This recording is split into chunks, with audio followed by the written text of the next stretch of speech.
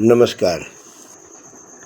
શ્રી યોગ વશિષ્ઠ મહારામાયણની કથાઓની ચર્ચાઓ આપણે કરી રહ્યા છીએ અને તેમાં નિર્વાણ પ્રકરણના પૂર્વાર્ધમાંથી જે ચર્ચા ચાલે છે તેમાં ભગવાન રામને વશિષ્ઠજી કહે છે કે હે રામ, તમારા વંશના આદિ પુરુષ ઈવાસ્કુ નામના રાજા જે પ્રકારના વિવેકપૂર્ણ વિચારથી મુક્ત થઈ ગયા હતા તે વિચારને તમે સાંભળો. તે પોતાના રાજ્યનું પાલન કરતા રહી ઈવાસ્કુ રાજા કોઈ સમયે એકાંતમાં જઈ પોતાના મનમાં સ્વયં આવો વિવેકપૂર્વક વિચાર કરવા લાગ્યા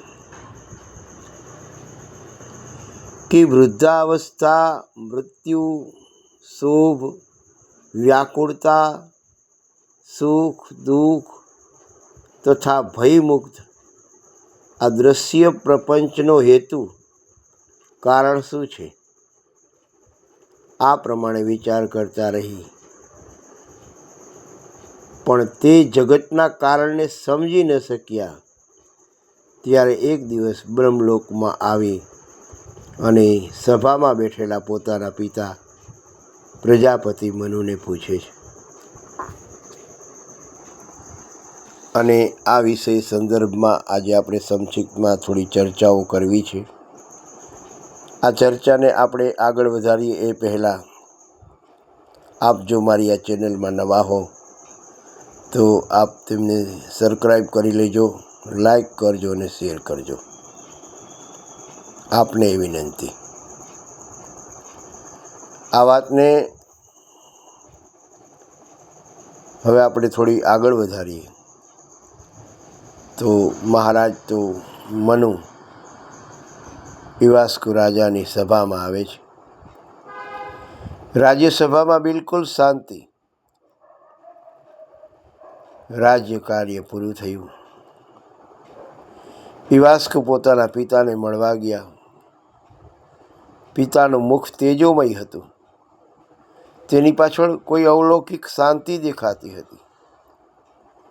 ઈવાસ્કુએ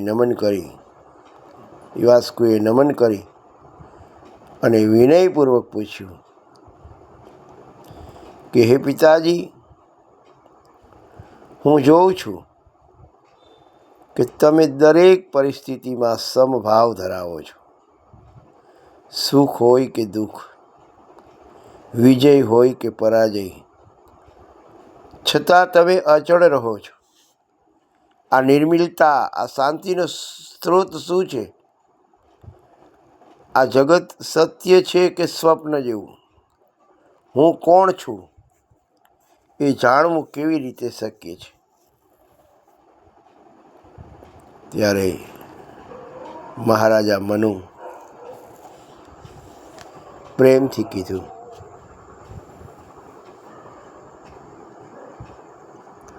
કે હે પુત્ર, તમે જે પ્રશ્ન પૂછ્યો છે તે પ્રશ્ન મનુષ્ય જીવનનો મૂળ પ્રશ્ન છે. જે આ પ્રશ્નનો ઉત્તર જાણે છે તે જન્મ મરણના બંધનમાંથી મુક્ત થાય છે.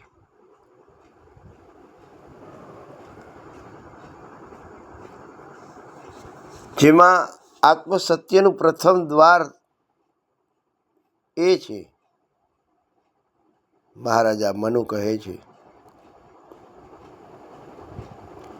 કે પુત્ર, તું પોતાના શરીરને હું માનતો હોવાથી તારા બધા ભ્રમ ઊભા થાય છે.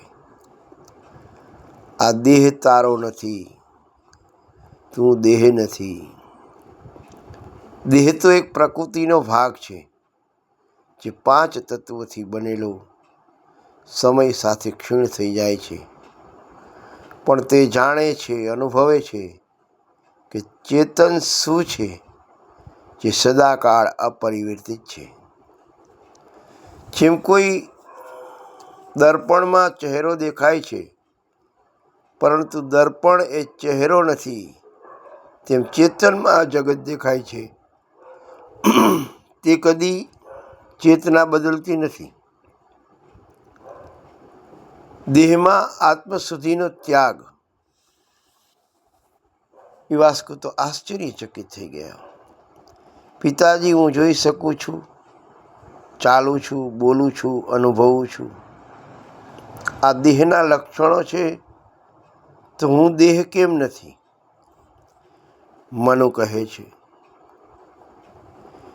કે જ્યારે તું કહે છે કે હું ચાલું છું, તો તું કોણ છે? દેહ કે ચેતના? ચાલતો દેહ છે, પણ અનુભવનાર તું દેહ નથી. કારણ કે તું ચાલે છે એ જાણે છે. જાણનારો અને જાણીતું આ બંને અલગ છે. તું દેહથી પર છે. દેહમાં આત્મ શુદ્ધિ રાખવી તે અજ્ઞાન છે, પણ એ અજ્ઞાનથી જન્મ મરણ સુખ દુઃખના ફાંફા ઊભા થાય છે. તું જ્યારે આ દેહ બુદ્ધિનો ત્યાગ કરશે, ત્યારે પરમાત્મામાં એકરૂપ થઈ જશે. એક ક્ષણે તું જાણશે કે હું ક્યાંય નથી, પણ સર્વત્ર છું.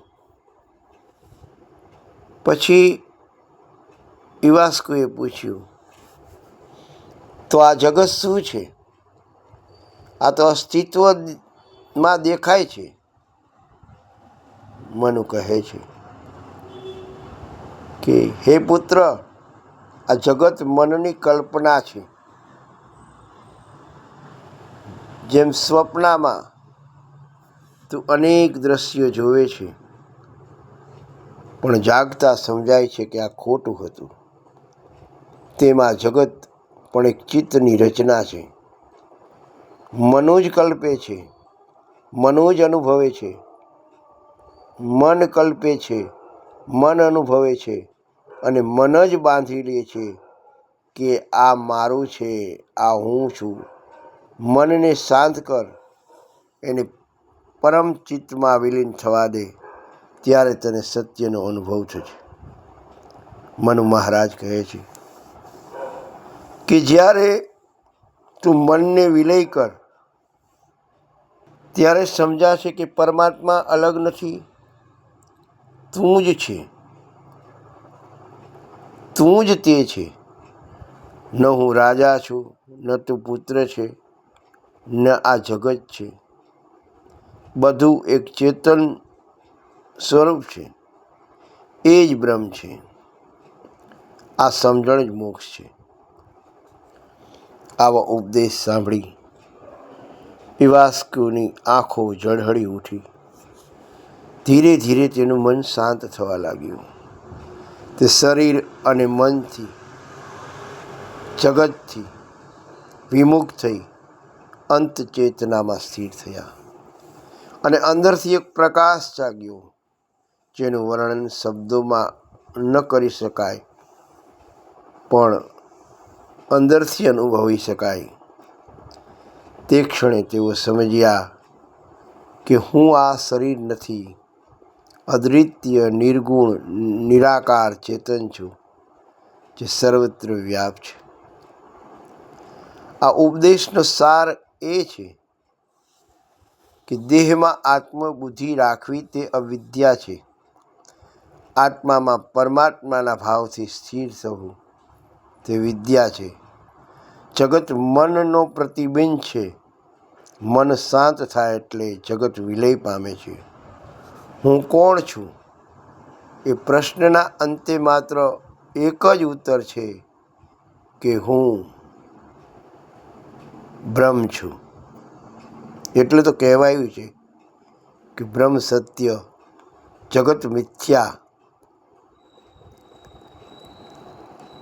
આ કથા જે છે તે એક પિતા પોતાના પુત્રને અપાયેલું જ્ઞાન નથી, પણ આખી માનવજાત માટે દીપક સમાન છે. જ્યારે મનુ અને ઈવાસ્કુ વચ્ચેનો આ સંવાદ સમજાય છે, ત્યારે મનુષ્ય પોતાના અંદર ઈશ્વરનો અનુભવ કરી શકે છે.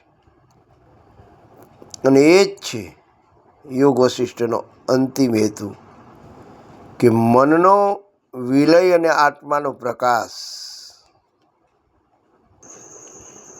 જેમાં મનુ રાજાએ કીધું કે નિર્વાસના રૂપી અસ્ત્રથી પ્રિય અપ્રિય રૂપી સમાનતાને પરમ પુરુષાર્થ દ્વારા તમે પોતે જ કાપી નાખો.